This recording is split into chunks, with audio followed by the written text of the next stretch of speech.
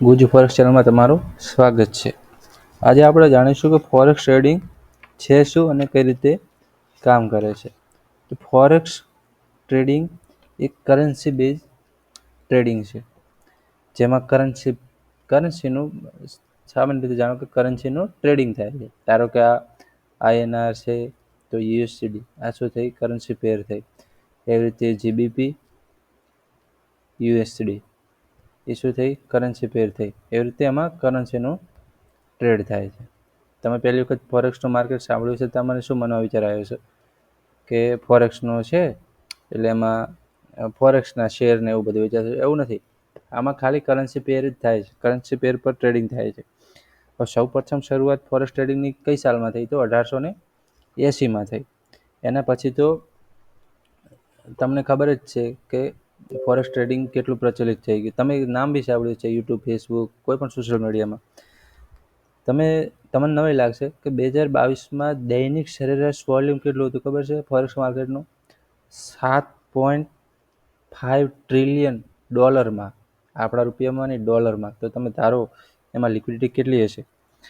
Forex trading એ આંતરરાષ્ટ્રીય અર્થવ્યવસ્થા અથવા કોઈ ન્યૂઝ છે એના બેઝ છે. તમને ખબર પડે કે ભાઈ આજે યુએસમાં ઇલેક્શન છે તો એની અસર શું પડશે, તો તમે બાઇંગ કે સેલિંગ કરી શકો છો. ફોરેક્સ માર્કેટ બી એવું છે. ધારો કે આપણને ખબર છે કે આજે માર્કેટ આપણે ઇન્ડિયાનો રૂપિયો ઘટવાનો છે, ચલો 84 છે, તો આપણને ખબર છે કે હવે 83 થવાનું છે. તમે શું કરશો? INR USD સેલ કરશો. કેટલે? 84. પ્રોફિટ કેટલે બુક કરશો? 83. તો બસ આવી રીતે કામ કરે છે. તો ફોરેક્સ માર્કેટ છે ને, એમાં મોટા ભાગે લોકો શું ટ્રેડ કરે છે? ગોલ્ડ વધારે ટ્રેડ કરે. સૌથી વધારે ટ્રેડ થતું હોય તો કયું છે? ગોલ્ડ. આ રહ્યો ગોલ્ડ. આમાં સૌથી વધારે લિક્વિડિટી પણ છે અને સૌથી વધારે ટ્રેડ પણ આમાં થાય છે.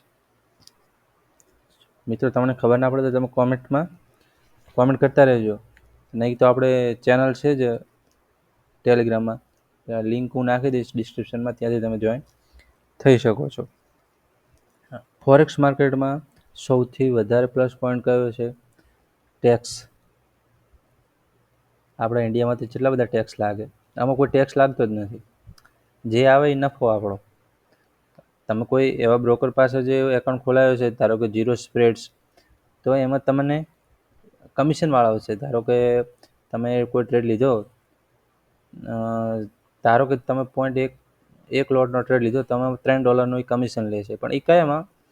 જેમાં એમના પ્રો એકાઉન્ટ હોય એમાં. બાકી તમે સ્ટાન્ડર્ડ એકાઉન્ટ ખોલાવો ને તો એમાં કોઈ લેતા જ નથી રહે કમિશન. સાથે સાથે બીજી પ્લસ પોઈન્ટ એ છે, ધારો કે તમારા જોડે $200 છે, $200, અને આમાં લેવરેજ મળે છે. લેવરેજનું હું તમને કહું છું. તો તમારો લેવરેજ 1/200 છે, તો તમે $20,000 સુધીનો ટ્રેડ કરી શકો છો.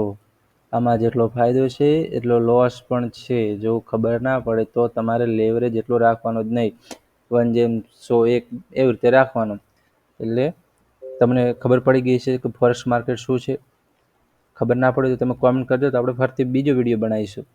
આ વિડીયો અહીંયા હું પૂરું કરું છું, કારણ કે મને ગળું દુખે છે એટલે વધારે બોલાય એમ નથી. ધન્યવાદ.